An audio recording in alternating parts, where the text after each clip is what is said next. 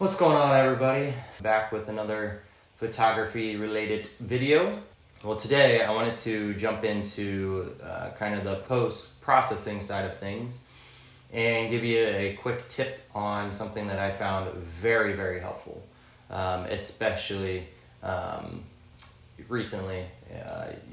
I'll be using one of the images from my last video. That thing that I am talking about, I'm sure that everybody, especially the mirrorless shooters, deal with on a constant basis. I know I do, and that is sensor dust. So there are some tips that you could use out in the field. Being super careful, turning off your camera before changing lenses, things like that. I know there's a sensor dust cleaning mode, but it takes a second, and if you're shooting like wildlife or something like that, it might be a little too noisy to use. So you might not be able to do all of those things in the field to prevent the sensor dust, which is totally understandable. I get it. And if you're like me, you might forget to do some of those things. You might be a little careless when changing lenses, right? So we're not all perfect. And that is why I tend to have a lot of sensor dust sometimes in my images. And when I come back home, I tend to look at images like this. And you can see there that there are plenty of spots that I should have probably taken care of in the field that I didn't. So the second quick tip that I want to give you before even starting the post-processing is grab yourself a microfiber cloth. You'll probably have one of these in your bag, and just give your screen a quick wipe down, right? So that'll remove any particles that are on your screen and not in the image. When you're in Lightroom or Photoshop and you're dealing with this sensor dust, you truly know where these dust particles are in the image, and you can go ahead and work on those. I found that there's been times when I'm working and I'm trying to get this spot, and nothing's helping. And then I just give my screen a quick blow, and the particle jumps off. And then I smack myself in the head, and I think, okay, it was on the screen, not the image. But without further ado, I just want to jump into Lightroom here and start out this tutorial. Okay, so we're in Lightroom, and I prefer to do this in Photoshop, but I'll show you how to do it in Lightroom first. Not everybody is proficient in Photoshop, is comfortable in Photoshop, and so I get it. Okay, so Lightroom here.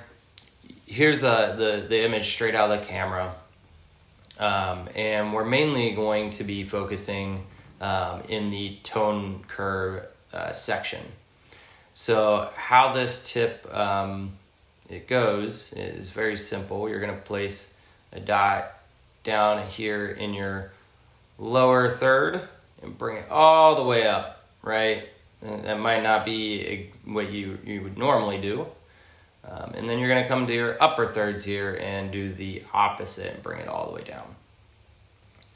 And that'll give you a nice kind of inverse image of what you had. As you can see here, these particles now are starting to just jump off the screen. You really can see, where these particles are, and start going to work. If your image, doesn't look like this, and you can't see the particles yet, you just come up here to exposure and just give it slight tweaks either one way or the other, and those particles should start to become more clear. Now, if you haven't figured it out, up here on this little bar up here, you've got a few different tools, and if you look, the second one here is the spot removal. You could hit Q alternatively for a hot button, and with that spot removal, you just get one that's kind of the same size as these particles, and you can just start to kind of brush these away and Lightroom's going to decide what matches that portion of your image and give you a nice kind of overlay and fill that portion in. And if you take a look here, we can quickly see down here how nice of a job that's done, and even a few up here that I had already done. So you can kind of get a before and after. And so if you like that, if you enjoy that, if that's all you need, if you find Lightroom is working well for you, just go ahead and finish your image, and then don't forget to double click adjusted here and bring your image back. And from here you can start to really work your image, bring up those highlights, bring down shadows, whatever we want to do, right? And then finish your image. But what I prefer is to work in Photoshop. So I'm going to right click. I'm going to do edit in Adobe Photoshop. And this should bring it into whatever version of Photoshop that you have. There's our image, and exactly the same as we would in Lightroom. We're gonna first, you can copy this layer so you are not being destructive in our editing. And then we're gonna grab a brightness contrast layer, and we're gonna give it a little bump, maybe like right there. And then we're gonna grab a curves layer. And it looks like my brightness didn't actually go up. There we go. And then we're gonna grab a curves layer and do the exact same thing we did in Lightroom.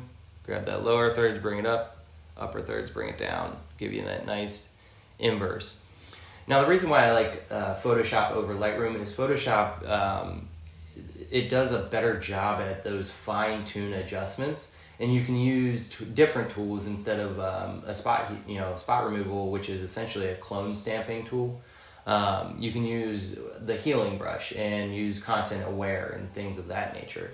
So that's what I typically do. Is I use a healing brush with a pressure sensitive pen, and that will allow me to get those fine tune adjustments instead of you gotta be on the layer to make the instead of just using the spot healing or spot removal in Lightroom and bringing up and down your brush size. And you'll see the pressure sensitivity, right? It'll it all depends on how hard I press. So I've been pressing pretty light here, but if I do it a little harder, it'll go all the way and get as big as I need. So let's just do a couple more here. Blah, blah, blah, blah, blah, blah, blah. And you can go through and clean up your image as much as you want. And you might be thinking to yourself, I don't need to get every little dust particle out of here, right? It's in the sky. It's not really going to be noticed on Instagram or in Facebook or wherever you're posting your image. And with an image that's small like that, on Instagram, and people aren't going to give it the time of day that it deserves, you might be right. Get it as good as you want and be happy, and then move on. But if you're planning on printing this image or anything like that, where it might be seen for longer periods of time, people might be inspecting it a little harder than on Instagram, I would take the few minutes to go in and really clean this image up. And there you go. So show you a quick little before and after. So turn off our curves there, and here's the before and here's the after of me just kind of messing around right now. And you can see in the spots that I touched, right here, up in here, down here a bit, how much of a difference that makes. So that's going to do it for today.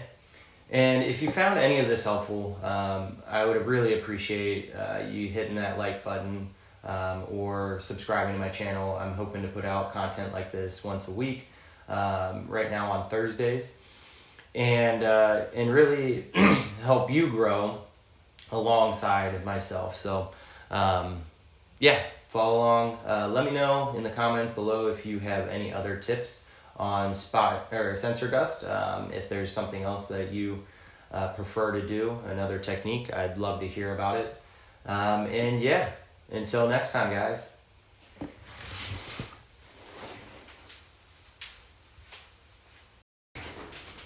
Blah blah blah blah blah blah blah blah blah.